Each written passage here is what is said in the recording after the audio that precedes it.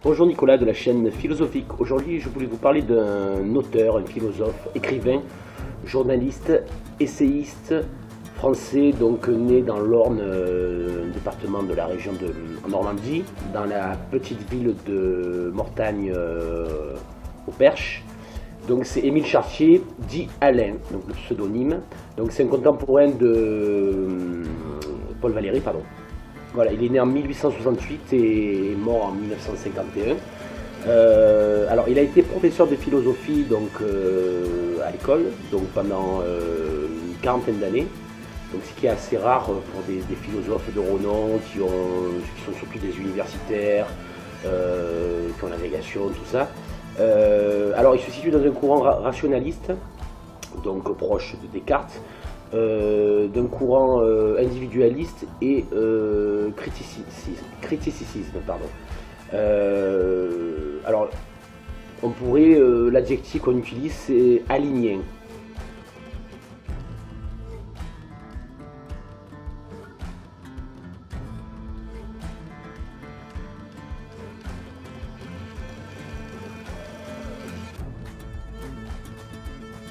De Alain, aligné. Donc c'est toujours intéressant de savoir l'adjectif qui s'associe au nom propre de l'auteur. Alors il a été maître de Georges Canguilhem dont j'ai parlé sur des vidéos précédentes, qui a écrit Le Normal et le Pathologique, qui est né au début du XXe siècle. Donc il a été influencé par, comme je l'ai dit, Descartes, Platon, Socrate, Kant, Hegel, Spinoza, Auguste Comte, Aristote. Alors, il appartient à tout égard à la famille des penseurs à vocation universelle. Voilà, la raison chez lui parle à tous, c'est-à-dire à chacun, à tous les niveaux de son humanité. Pardon. Alors, il a écrit, donc même si c'est un pacifiste, il a dû faire la guerre dans l'artillerie. Et il a écrit donc beaucoup d'œuvres, tout ça. Et à partir du début du XXe siècle, donc me semble-t-il en 1906, il a commencé à écrire des propos. Donc des propos, c'est un genre littéraire qu'il a créé lui.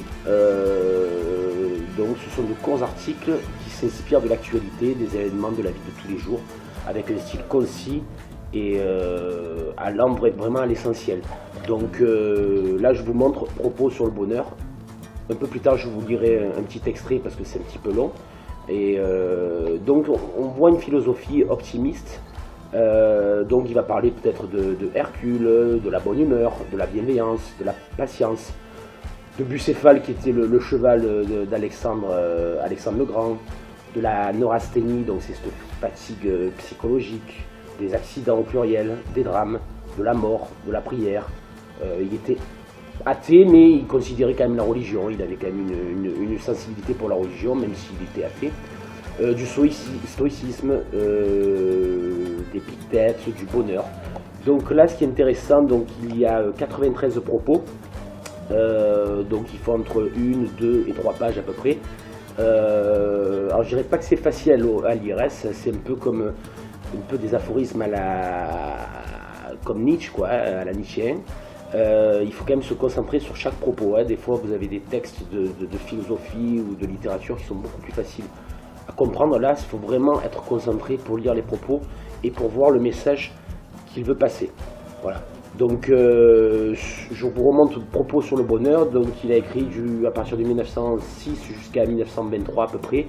Et après, ben, il a écrit donc des propos sur l'éducation, propos sur la nature, sur les pouvoirs au pluriel.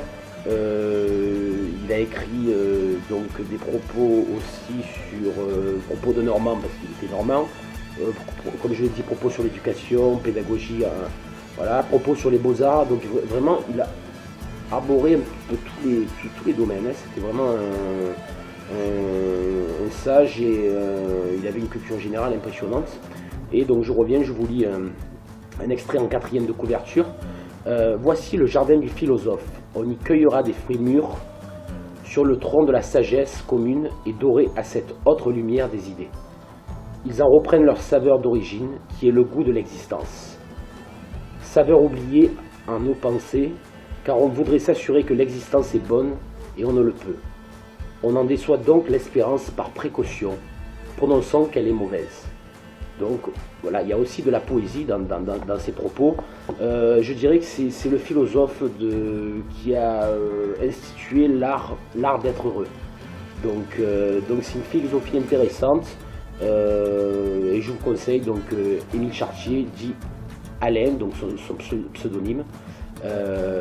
Voilà, donc c'était la chaîne philosophique et peut-être, vu que j'ai parlé de Paul Valéry, qui est né en 1870, à 7, je parlerai peut-être de lui, ou alors de quelqu'un du XVIIIe siècle, Condorcet, qui a créé les droits d'auteur en l'occurrence, donc toujours intéressant, et qui est un philosophe, un mathématicien, il y a la loi de Condorcet, donc il y a beaucoup de choses. Donc là, je fais un peu de la digression, mais c'est en fonction de l'humeur. Et je pense qu'à l'heure actuelle, il faut être sur l'instant présent, comme j'ai dit, et réagir en fonction de l'humeur et arrêter de tout calculer aussi.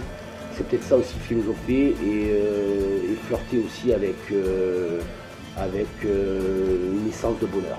Voilà. Je vous remercie et je vous dis à très bientôt sur la chaîne philosophique. C'était Nicolas. Merci, au revoir.